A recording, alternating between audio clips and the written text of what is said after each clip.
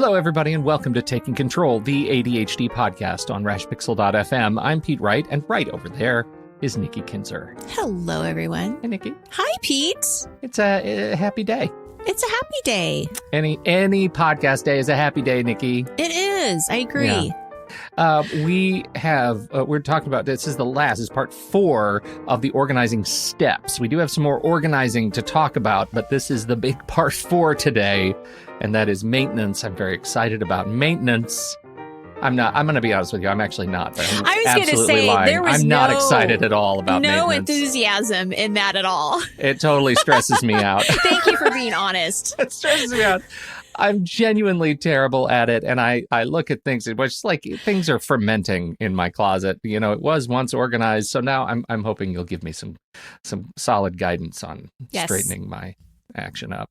Yes. Before we do that, head over to takecontroladhd.com. You can get to know us a little bit better. You can listen to the show right there on the website or subscribe to the mailing list, and we'll send you an email each time a new episode is released. You can connect with us on Twitter or Facebook at Take Control ADHD. Okay. I have a little bit of follow-up. May I, if I may? Well, of course you may, because this is a technology question. It is. Follow-up. It is a technology question, and it's sort of related to our announcement. Maybe we should do that first. The Women's Palooza is the last. We're not talking about that? No, by the time this goes live. You got it. All right. Well, the reason I bring it up is because we talk about this specifically. I think we actually mention this related to password security in our presentation. Yes. At Women's Palooza. And so if you see that, this is pre-follow-up for any questions that come out of that, and post-follow-up to a conversation we had related to big password breaches some weeks back. And that is haveibeenpwned.com. I don't think I made a very good case for why you should use haveibeenpwned.com and the background of that site, because it has kind of a strange URL, and if you're not familiar with it in security circles, it's going to be a thing that maybe you don't know if you can trust, just because some Yahoo on a podcast, namely this guy, says you should go trust it. Should you trust it? And I want to be clear that this website is legit. It's run by a guy named Troy Hunt.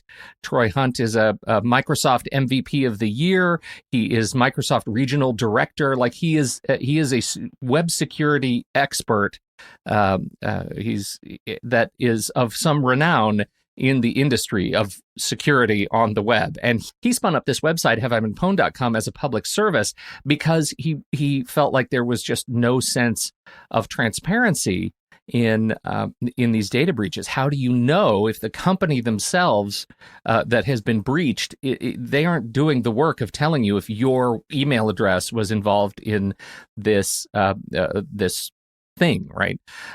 And so he puts this website together. Pwned is it's leet speak. It's like gamer speak for if I pwn you, it means I just like beat your base, right? In a game. I think we have gamers who are better equipped to explain that term. But in this case, it means does some nefarious actor have access to my credentials? Do they have access to my username and password?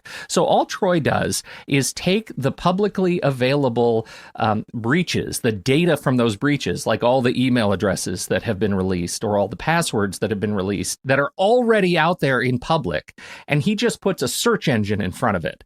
So you can go to this website and say, I'm going to enter my email address and just see what if my email address is involved in any hacks, right? Mm-hmm. So this information is already out there. Right? There's no other way for him to get it. The question is, do you trust Troy Hunt and, his credentials?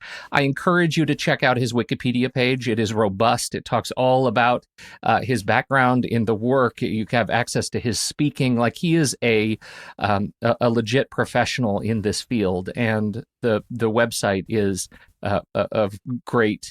is a great resource, technically. You can do two things on it. You can enter your email address and not your password, right? You just enter your email address and say, is this out there? Or there's another section on the website where you can enter your password, which, unless you have a super secure password already, that is of less use. I think because your password might be security123, and then you'll see, that password's involved in data breaches, but anybody's password is involved. The odds of you having the same password as somebody else, if you're not very good at passwords yet, it's pretty high. And so I think having email addresses, the question came in from a listener, how do we know if this site is legit? Don't just start entering your email and password into this website because it might be actually harvesting your data. Don't do that. Right. Well, all I can tell you is my experience has only gotten better since I've known about this site, since I've started using Have I Been Pwned. 1Password is a legit, software development company. They incorporate Have I Been Pwned into their back end. Like, that's what Watchtower is doing, is it's checking the data breaches against Have I Been Pwned. So, I don't know how else to make the case apart from you have to decide if these people are legitimate yourself. Like, if you just decide I'm not going to trust anybody, fine, but go change your passwords, right? That's keep your passwords changed. Then you have to be even more vigilant if you're not going to trust the sources out there that are telling you that you've been pwned, that your passwords have been released in a hack. Then you have to be even more vigilant if you're never going to actually look at the data. And that's a different kind of security. I prefer to have a service that's actually telling me what's available in public. So I don't know. Does that make sense? Have I answered the question? It does make sense. And I'm just really glad that you answered it. Okay, good. Yeah. Well, there we go. I think it's great. All right. And my hope is that I am talking about this, that our gamer folks in the chat will jump over to Discord and maybe post their thoughts on what pwned means. So that's clear to everybody, because I know I did a terrible job of actually explaining that. And it's kind of a fun term. So, maybe that'll be something that can be done. So thanks in advance for that. The ADHD podcast is brought to you by you. The reason that Nikki and I can do this show every week, year after year, is thanks to the support of you, our listeners, at patreon.com/the ADHD podcast. Your direct support pays for hosting the show and equipment, but it also, and even more importantly, it helps put food on our very table. So visit patreon.com/the ADHD podcast and support us today. We appreciate it. Now, what do you get? Well, this week, let's talk about workshops. If you subscribe and support the show at the supreme level, then you get access to the workshop library. And Nikki is posting her workshops. We are doing new workshops every month.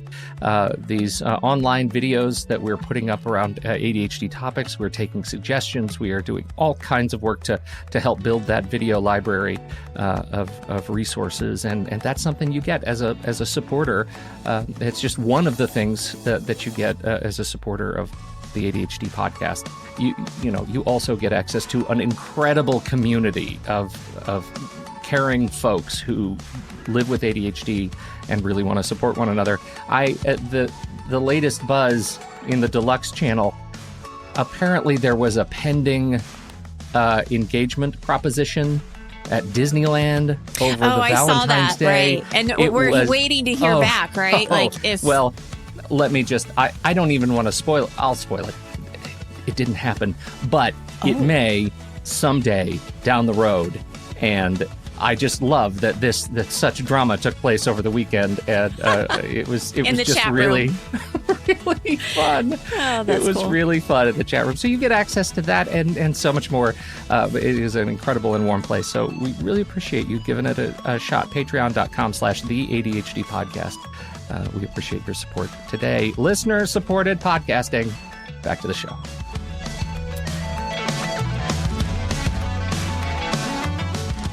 This is week 4 of our Organizing Space podcast series. We highly recommend, if you have not listened to the other 3 episodes, that you jump back in time 3 episodes and begin with step 1 so you'll know where we are. Because this will make absolutely no sense to you if you are starting right now. Truth. Right? Truth. Yes. We are talking about step 4, maintaining your space. Nikki, where would you like to start? Well, I want to do just a quick review of the last 3 weeks because we have covered a lot of information and how we what we covered and how it led us to where we are today. Yes. So the first week we talked about planning, and that was really kind of deciding where to start, what the purpose is of our space.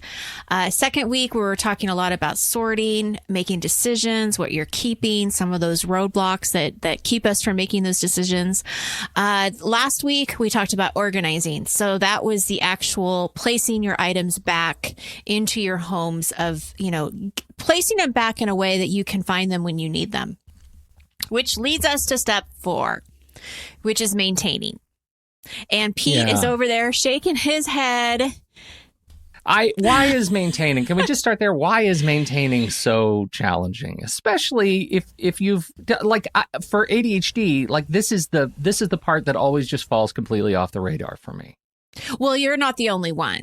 I remember actually a few years ago, I was working with a client who had ADHD and we were talking about organizing space, and there was one spot in his house that he was working on. And that's exactly what he said. He's like, we've gone through this process. You've helped me sort. You've helped me put things back. And he goes, I really think that the part that I've been missing is this step 4. I never think of maintaining my space. And it's sort of that thought that, well, once I do it, then it's going to stay that way, or it should stay that way. But we all know that it doesn't. Right. And even if you don't have ADHD, our spaces don't stay organized because we use our stuff.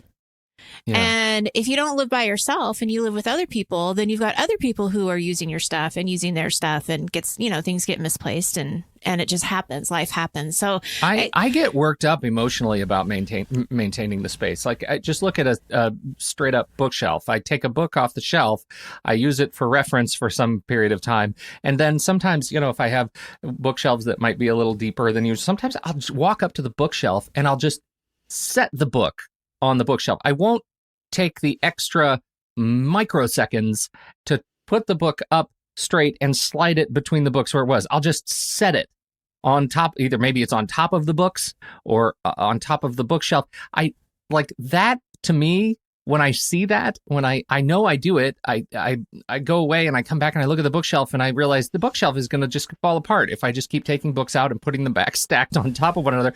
Why do I do that? That feels like something is broken inside of me. I think it's a mindset. I think that you bring up a really good point. I think it's a mindset because as I'm listening to you describe that experience, unless your books are alphabetized or categorized in some strange way, does it really matter if it's vertical or horizontal? Well, that's okay. That's a good question. I think it does matter from a space efficiency perspective, using the space. Because then the more I do it, the more I stack the book, then I have books that are both stacked and vertical and they're all on top of one another. Getting to the books next time I use them is more complicated. Keeping the space used most efficiently gets more complicated. There are practical reasons I can imagine doing that. I can imagine keeping, it's why I organize the space in the first place in some regards. So I think that, we're using books as an example, right. But when I look in my closet, which I can't show you because the camera is fixed, but when I look at my closet and the way it is deteriorated, it makes it harder to find the things I need when I need them that aren't books, when I have lived in this sort of state of maintenance disarray. So that's the point, is that you need to be at a point. I mean, right, when we look at what does organizing mean, you want to find, or you want to be able to find what you need when you need it. So if you are coming to your bookshelf and you can't find what you need, then that's a red flag of it's probably time to straighten those books up. And take the time to maintain it. Yeah. My point is that if you can still find the book that you need because it happens to be just right there, then you're not, there's nothing wrong with your system. Mm-hmm. So I think it's setting up the expectation of what works for you. And if you can find what you need, then, it doesn't have to be efficient. It's just a matter of you finding what you need when you need it. But again, and I guess by definition, if I can find what I need when I need it, that is the definition of efficiency. Right. So it doesn't matter if they're horizontal or vertical or crisscross. applesauce. I'm going to start hanging. doing crisscross. Yeah. But the point is if you can't, like if you think that you have a book there and you don't, now you can't find it, then something might be in order for you to maintain. Like it might be time for you to do this. Yeah. Let's get back to what you wanted to talk about today regarding maintenance and see how well it clears up my emotional disarray. Well, this is the key because, we talked a little bit about mindset. Right. And I think that one of the things that I want people to think about, if you've gone through steps 1, 2, and 3, step 4 really doesn't have to be that hard or time consuming. Do you believe me? Well, kinda. This is one of those things where I believe you because I've worked with you for so long. And so I know what you're saying is true, but I always say it like that. I know she's right. Because you've already done the steps beforehand, right? You already went through the process of deciding what you're going to keep. You've already gone through the process of where things are going to go. So right now, all you're doing is picking up. Yeah. Yeah. That's all you're doing. Now, if you with the intention, going back to what you just said, like with the intention of always being able to find what you need when you need it. And that's the thing I have to keep back in my head, that if as long as I'm picking up the book and putting it back where I'm going to find it when I need it, it doesn't necessarily matter the orientation of the book. Right. I can free myself from some of that anxiety. Yes. And I think free yourself from the anxiety that you have to put things away, right? Because things do get on countertops. They do get stacked on back of chairs.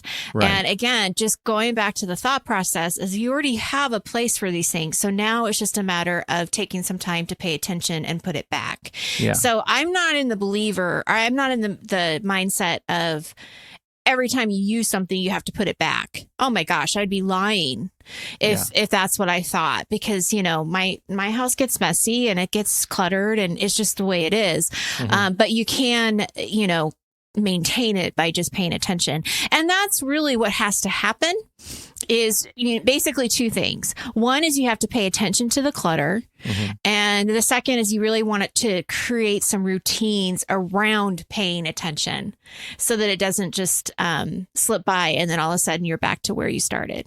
Okay. So let's talk about some of those routines. What does that look like day to day? For my cleanup effort. Yeah. And again, we're not looking for perfection. We're just looking for progress. But one of the greatest routines you can have is doing a daily cleanup. And if it's not a daily cleanup, then, even just 2 or 3 times a week where you just spend 10 to 15 minutes a day putting your stuff away. So if your table has now gotten cluttered with a bunch of stuff, you take 10 to 15 minutes to put it away. Mm-hmm. It's great if you can do it on like kind of a nightly basis, like before you go to bed or something like that. But again, whatever you can do is going to be better than just leaving it and not doing anything. Okay, I'd like to suggest, if you don't yet consider having teenage children. Yes. Because they are very useful in abdicating your own cleanup responsibility under the guise of responsibility themselves. Right. Building good side. They're very useful tools. They are very useful tools. My children have become useful tools. Yeah. Well, and all children, no matter how young, teenagers or not, get your family involved, get your roommates involved. Your spouse could also be a useful tool. Absolutely. My wife refers to me as a useful tool all the time. I get to work. Yes, absolutely. Right.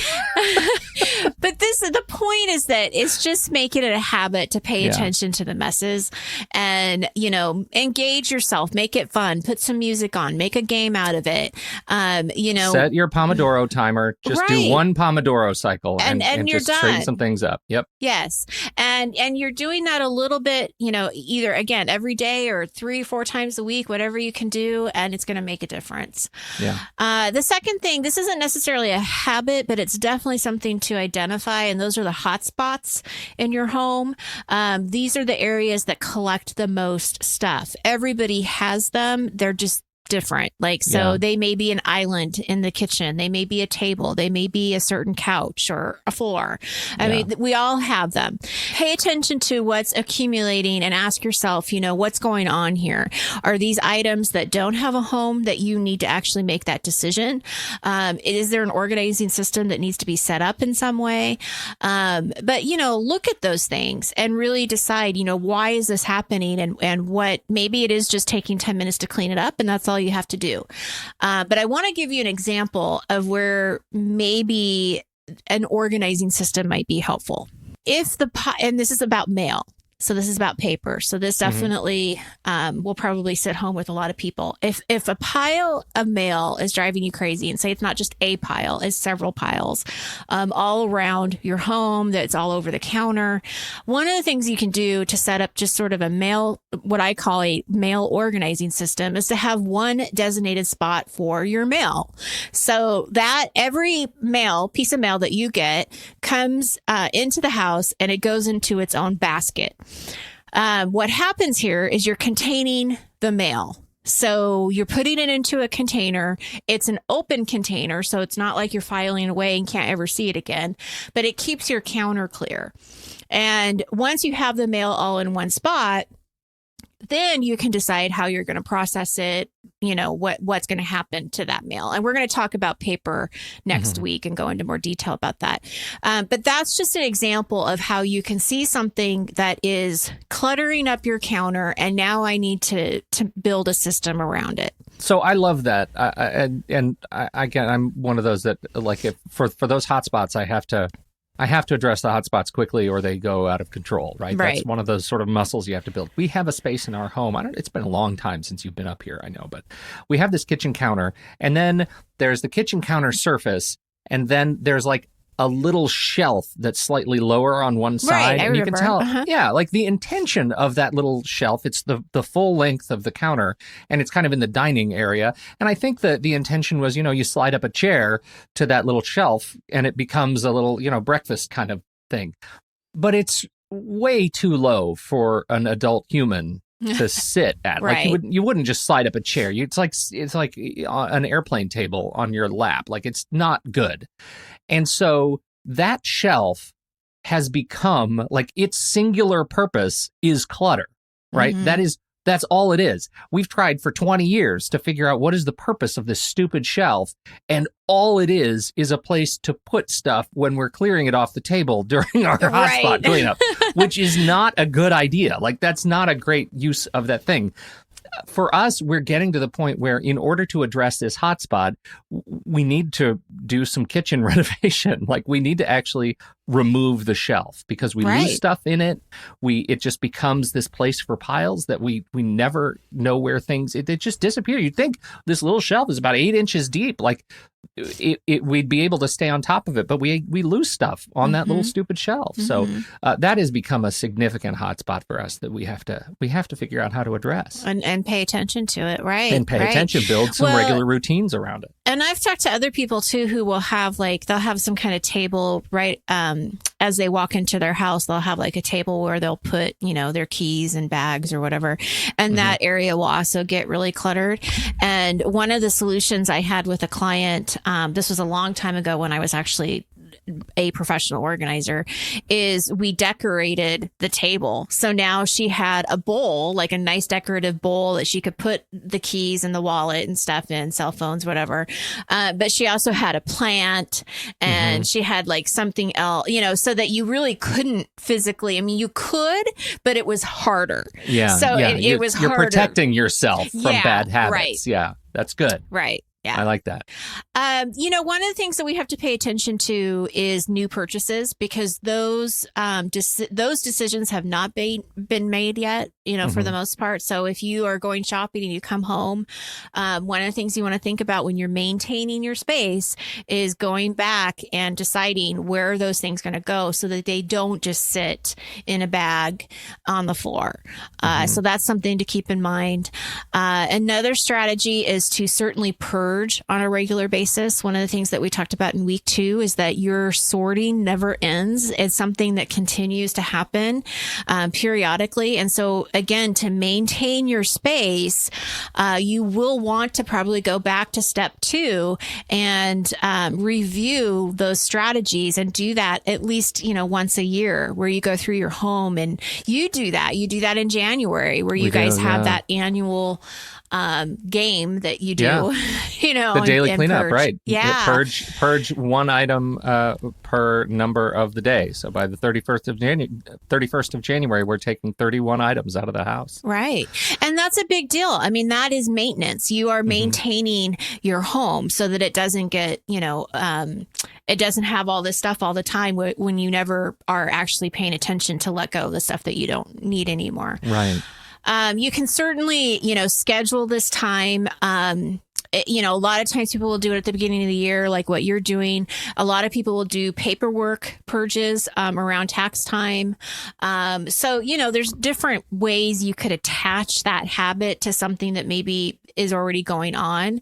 And reward yourself. If you're going to be doing this with your family, again, if you're getting people, your roommates involved in the process, go out to dinner afterwards, or have a special dessert, or do something that, to kind of celebrate the progress that you're making. Cause it takes, it's hard work, right? I mean, this is not easy stuff, or people wouldn't be listening.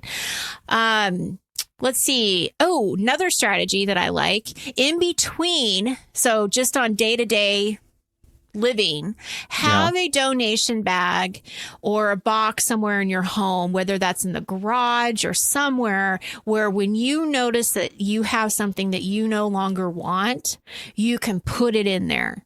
Mm-hmm. So, you're not necessarily going to Goodwill or anywhere that day, but you're just collecting the items as you see them. And that's exciting. It is exciting. If you have an IKEA near you, go get one of the giant IKEA bags. Right. They're perfect for this, because sometimes the things that you think, oh, I should donate that, are larger than like a grocery bag. And these IKEA, those giant blue IKEA bags, you can put blankets in there, you can put pillows in there, you can put small things in there. It is it makes a great like temporary or regular donation bag. Absolutely. Absolutely. Great idea. And I just have to say this again. We started talking about this at the beginning. The nice thing about being at this stage is that, again, you've already done steps 1, 2, and 3. So when you are doing your yearly purge, it's going to feel different. You're going to have less stuff to go through. You're going to have already practiced this system. You're going to be more familiar with it. You're going to have strategies that you can go back to. You have a toolbox, that you can use. And so it is going to feel different. So I want people to feel confident knowing going into maintenance, knowing and understanding that they can do it and they know how to do it. Yeah. Another thing that we want to do when we're paying attention to maintenance is updating our current systems. So if for some reason the mail basket was not working for you, we need to figure out why. Is it too far from when you walk into the door? Maybe you need to put that mail basket closer to the door. Right. If you have a system for your shoes, like we have one place where our shoes go, but many times the shoes don't go to that place.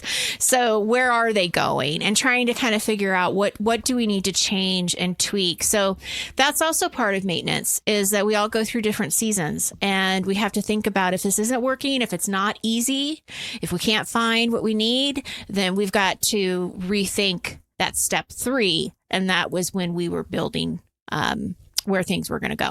Shoes are an interesting one, because that's one where, like, we have a shoe cabinet right in our entry hall, and the whole idea is you come in the house, you take your shoes off, and you put them in the cabinet, which is grand unless you're one of the kids who just wears shoes all the time and is doing frequent ins and outs, and they don't really have slip-on shoes. Sometimes the shoes end up in other places. That's one where the system, we have talked about it. Like, is there an improvement we can make to the system? And the answer ultimately was no.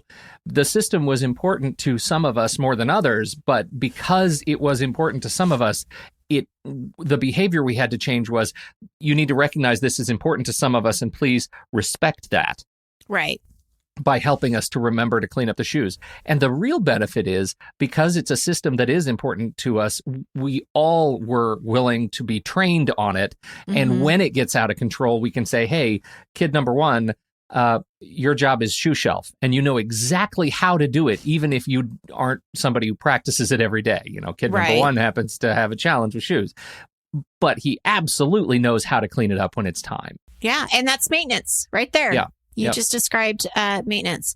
Just a quick sort of reminder of habits. A lot of these things are habits, and it really does help to especially like for the daily cleanup, to kind of attach it to something that you're already doing.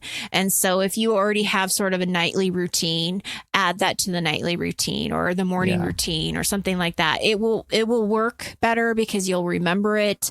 And it does take some time to practice it, to remember it. So definitely, have it on a checklist or have a reminder or something that you're going to be putting this into your schedule or into your daily routine, I think is important. And again, if you can't do it every day, that's okay. Whatever you can do is going to make a difference.